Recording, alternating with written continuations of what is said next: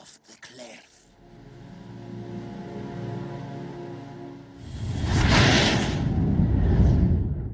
In the Two Towers, a sudden and unexpected battle occurs between the Rohirrim and orcs mounted upon wargs. During the battle, Aragorn entangles his left arm within a strap that is tightened around the vicious wolf of Isengard. The animal charges straight towards a precipice, dragging Aragorn with him.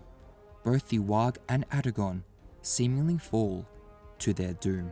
Sir, no one could have survived that fall. Following the fall, the destined king of Gondor seems to be saved in a translucent vision by his at that time fiancée Arwen. So is this how he survived the fall? This question is another that isn't easy to answer. The reason for this being that the loss of Aragorn over a cliff did not occur in the novels. As a result, Aragorn was never separated from his Rohirrim companions, and never required to be saved by Arwen, if that is how he in fact survived his fall. So where do we begin? When Aragorn becomes the king of Gondor, he is often referred to as King Elessar, Elessar being Elvish for Elfstone. This name doesn't originate from the Evenstar jewel which was presented to Aragorn by Arwen in Rivendell. In fact, in the novels, Arwen never gave Aragorn a jewel. Rather, the term Elessar springs from a stone given to Aragorn when the Fellowship of the Ring entered Lothlorien after the fall of Gandalf the Grey, and it was presented by Arwen's grandmother, Galadriel. The elf stone wasn't a white gem, rather a great stone of a clear green set in a silver brooch that was wrought in the likeness of an eagle with outspread wings. Galadriel, who had long possessed the stone, bequeathed the gem to her daughter Celebrian, who subsequently continued the tradition by providing the stone to her daughter Arwen. Before the War of the Ring, Arwen would travel often between the realm of her father Rivendell and the wooden realm of her grandmother Lothlorien. Clearly, Arwen was elven royalty, and it was beyond just that of Elrond and Galadriel. Her bloodline consists of renowned and distinguished elves, including Luthien and Beren, who was actually a man. I will be making a video on that in the near future, but back to the topic on hand. Along Arwen's travels back and forth between the elven capitals, she gave the Elfstone back to her grandmother Galadriel for unknown reasons. She could have felt uncomfortable with the burden or what have you, but ultimately who knows. All that matters is Elessar came to Aragorn either way. The origins of the Elfstone are quite interesting. It was forged by an Elsmith in Gondolin before eventually passing to Earendil, the father of Elrond, who took it with him when he sailed to the Undying Lands.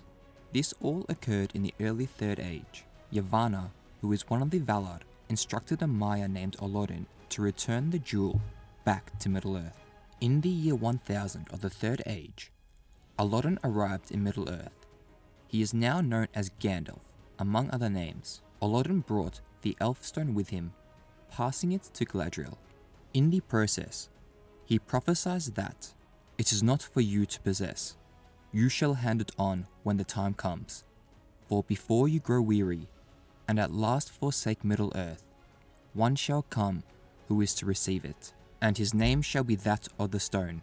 Elessar he shall be called. As foretold, Aragorn took the name that was prophesied by Gandalf 2,000 years earlier. The green Elfstone presented by Galadriel possessed the light of the sun, symbolizing that the Valar had not forsaken the peoples of Middle-earth. In the adaptations, when we see Arwen gifting Aragorn her Evenstar, it is essentially replacing the Elfstone.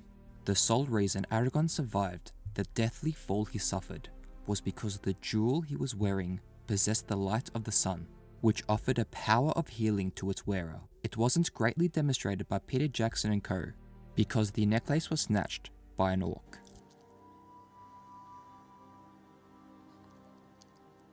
Perhaps they could have better illustrated this by Aragorn keeping the necklace for his fall. Thanks for watching. In part 2, we will be exploring this story in further depth, outlining the technicalities of Aragorn surviving this fall and the symbology of Arwen providing the Evenstar to Aragorn. I hope you all enjoyed this video. It isn't necessarily canon, but it is open to your interpretation, depending on how big of a movie fan you are. Be sure to like, subscribe, and follow me on social media if you do enjoy my content. Also, please let me know if any of you would be interested in considering checking out Lord of the Rings Theory merchandise to support the early stages of this channel. I am thinking about designs that you would all enjoy in the coming weeks. I'll pin a comment in the section below, so you can express your will by simply liking my pinned comment. As always, my Middle-earth friends, Hanonle for watching, and I'll see you on the next episode of Lord of the Rings Theory. Namari. Embrace the power of the ring, or embrace your own destruction. New shall be blade that was broken, the crownless